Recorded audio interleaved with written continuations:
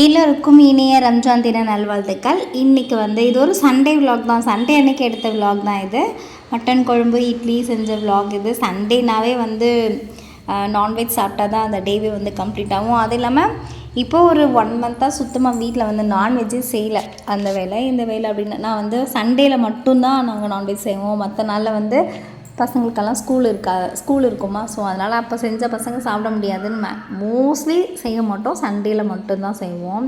So அன்றைக்கி ரொம்ப நாளுக்கு அப்புறம் கறி எடுத்துகிட்டு சமைச்சேங்க. என் பசங்களுக்கு பிரியாணி அதெல்லாம் லன்ச் டைமில் சாப்பிட பிடிக்கும். ஆனால் பிரேக்ஃபாஸ்ட்டுக்கு இட்லி தோசை கறி குழம்பு அப்படின்னா அவங்களுக்கு ரொம்பவுமே இஷ்டம். சண்டே மார்னிங் இட்லி கறி குழம்பு வாசனையோடு அவங்களுக்கு சாப்பிட்றது அவ்வளோ இஷ்டம். ஸோ அப்படி தான் செஞ்சேன். நான் எப்பவும் போல் என்னோடய ஸ்டைலில் நான் செஞ்சேன். சின்ன வெங்காயம் பூண்டு இஞ்சி பட்டை லவங்கம் 2 தக்காளி இதெல்லாம் நல்லா அரைச்சிப்பேன் நான். அப்புறம் குக்கரில் புதினா போட்டு தாளித்து இந்த மசாலாவும் போட்டு தாளித்து சிக்கனாக இருந்தாலும் மட்டனாக இருந்தாலும் நல்லா வாஷ் பண்ணி அதில் போட்டு தேவையான மிளகாத்தூள் மஞ்சத்தூள் சீரகப்பொடி அப்புறம் தனியாத்தூள் உப்பு எல்லாம் சேர்த்து குக்கரை மூடி விசில் விட்டுடுவேன். ஸோ நல்லா நம்ம எந்த அளவுக்கு அது சுருள வதக்குறோமோ அப்போ தான் அதனோட ஃப்ளேவர் ரொம்ப நல்லாயிருக்கும். அந்த மாதிரி தான் நான் செய்வேன். நான் எப்பவும் போல் இட்லி ஊற்றிடுவேன். இட்லி இந்த எண்ணெய் தடவி ஊற்றுற இட்லி என் பசங்களுக்கு பிடிக்கவே பிடிக்காது.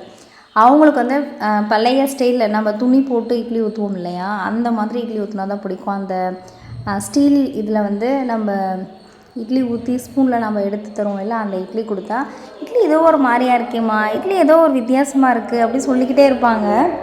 ஆனால் இந்த மாதிரி துணி போட்டு இட்லி ஊற்றி கொடுத்தோம் அப்படின்னம்னா அவங்களுக்கு ரொம்ப பிடிக்கும். ரொம்ப சாப்பிடுவாங்க. இந்த மாதிரி தான் சின்ன வயசுலேருந்து பழகினதுனாலே என்னமோ எனக்குமே இந்த மாதிரி துணி போட்டு இட்லி ஊற்றுனா தான் பிடிக்கும். இதில் எத்தனை பேருக்கு பிடிக்கும் நீங்கள் சொல்லுங்கள். அது இல்லாமல் அதில் சீக்கிரமாக சூடு குறைஞ்சிருது அப்படின்னும் சொல்லுவாங்க. இது ஹீட்டாகவே இருக்கும், நல்லா கொஞ்சம் நேரம் வரைக்கும் ஹீட் அப்படியே இதாகும் அப்படின்னு சொல்லுவாங்க.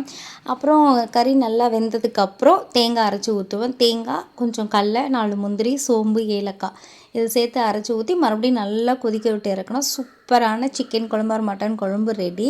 அண்ட் இட்லி ஊற்றி ஒரே ஒரு தோசையும் ஊற்றி இந்த குழம்பு ஊற்றி கொடுத்தா காலையிலே சூப்பரான எம்மியாக டேஸ்டியாக சிக்கன் குழம்பு ஆர் மட்டன் குழம்பு இட்லி தோசை ரெடி. நீங்கள் கண்டிப்பாக ட்ரை பண்ணி பாருங்கள். ரொம்ப ஈஸியான மெத்தட் இது. அண்ட் ரொம்ப டேஸ்டியாகவும் இருக்கும். இன்னொரு வீடியோவில் பார்க்குறேன். டாட்டா.